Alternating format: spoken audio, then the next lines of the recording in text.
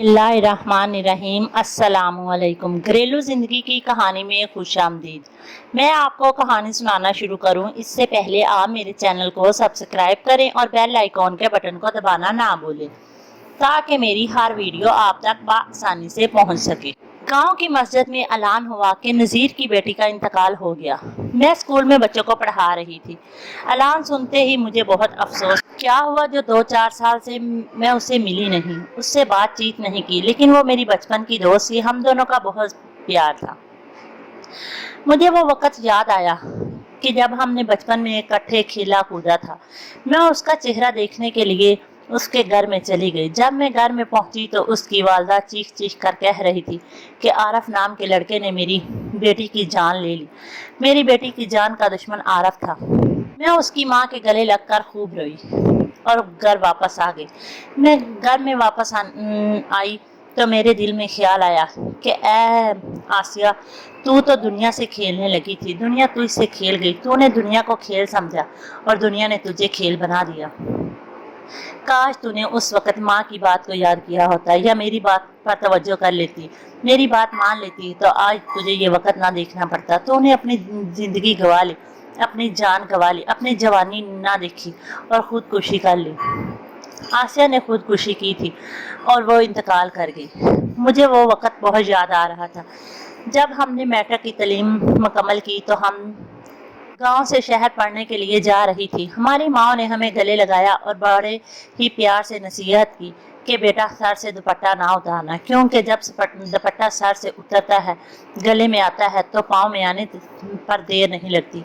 जब ये दुपट्टा पाँव में आता है तो गले के बटन तक उतार कर खींच कर तोड़ देता है।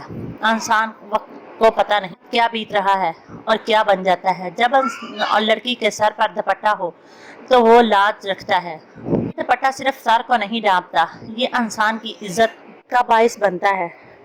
जब लड़की के सर पर दुपट्टा हो तो सामने देखने वाला उसे इज्जत से बात करता है और इज्जत कराने की लड़की लगती है। वो सोचता है कि इज्जत कराने की लड़की है, ये इज्जतदार है, ये मेरे साथ मैं इसके साथ बेहुदा बात करूँ, ये हमें अच्छा नहीं लगता।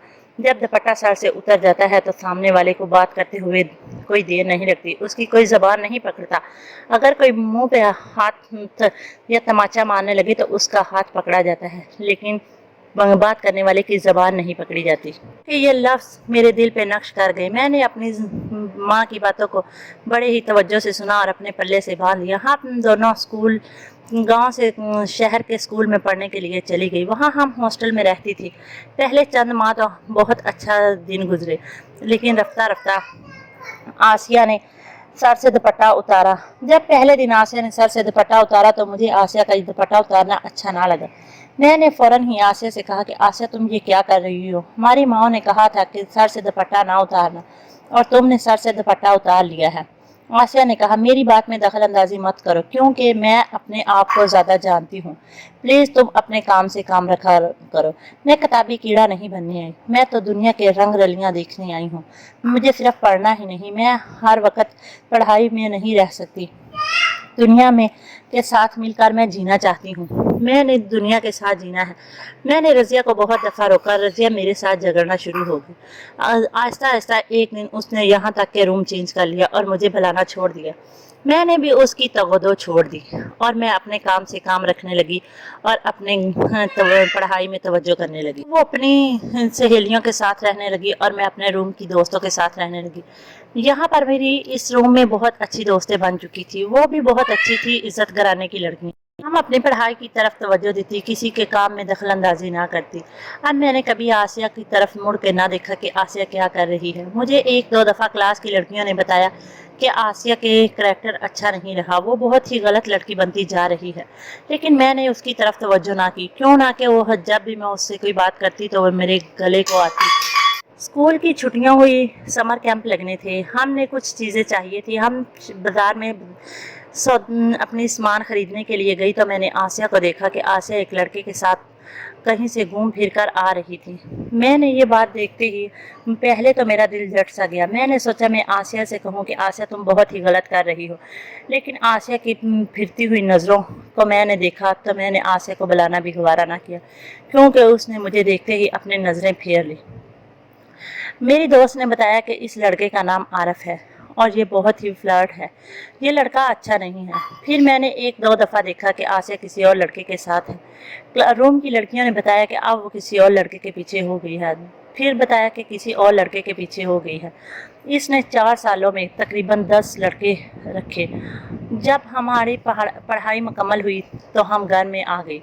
हम अपने गांव में आई तो मैंने लेक्चरर बन गई, क्योंकि मैं अपने गांव के स्कूल में पढ़ाने लग गई। मैंने फर्स्ट डिवीज़न में अपने 4 साल मुकम्मल करके आई थी। मैंने बीए किया।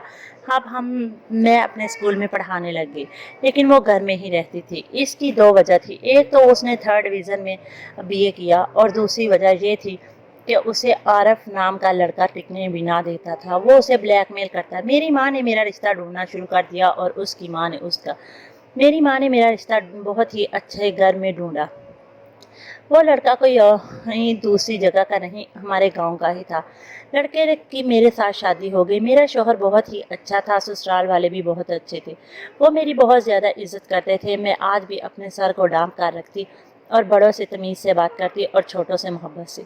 मैं स्कूल में लेक्चरर थी, लेकिन मेरा एक नाम था। एक तो मैंने बहुत अच्छे नंबरों से तालीम हासिल की, प्रिंसिपल थी, और दूसरा मेरा रवैया बहुत अच्छा था। मैं हमेशा प्यार मोहब्बत से बात करती। लेकिन आसिया बाहर निकलने के काबिल ना थी, क्योंकि आसिया को हर वक्त आरफ ब्लैकमेल करता रहता था। वो जहाँ भी उसका रिश्ता होता वो उन्हें ब्लैकमेल करता। आसिया की तस्वीरें कुछ बनाई हुई थी, जो वो आसिया की तस्वीरें उन लोगों को दिखाता और रिश्ता तो टूट जाता। आसिया ने उसे कई दफ़ा चोरी पैसे भी दिए। फिर उसकी माँ को पता चल गया। माँ ने भी बहुत दफ़ा पैसे दिए, लेकिन उसने इनका पीछा ना छोड़ा। आसिया लोगों से के हाथों में खेल बन गई।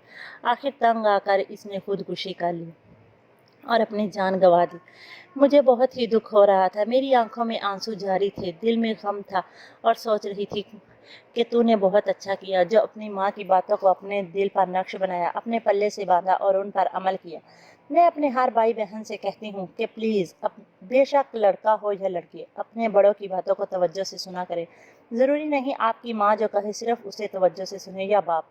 अगर आपके घर में कोई भी बड़ा हो या ख़ानदान में आपको कोई बात कहे तो उसे प्लीज़ तवज्जो से सुना करें, क्योंकि बड़ों की बातें हमेशा इंसान की कामयाबी का बायस बनती है। अगर आप अपने बड़ों की बातों को तवज्जो से नहीं सुनेंगे, उन पर अमल नहीं करेंगे, तो आप भी आसिया की तरह बन जाएंगे। आप अपनी ज़िंदगी गंवा देंगे।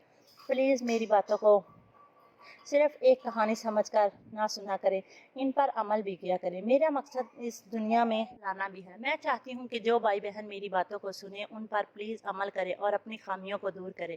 मैं चाहती हूँ कि हमारे मुल्क में अमन और सुकून हो और हर कोई अपने बड़ों की इज्जत करे, ताकि कोई भी खताकार ना रहे। मेरी कहानी सुनने का शुक्रिया। अगर आपके पास भी कोई कहानी हो तो प्लीज़ मुझे शेयर करें, कमेंट्स करें, ताकि मैं आपकी कहानी अपनी कहानियों में शामिल कर सकूं। मिलेंगे नई कहानी में नए सबक के साथ। अल्लाह।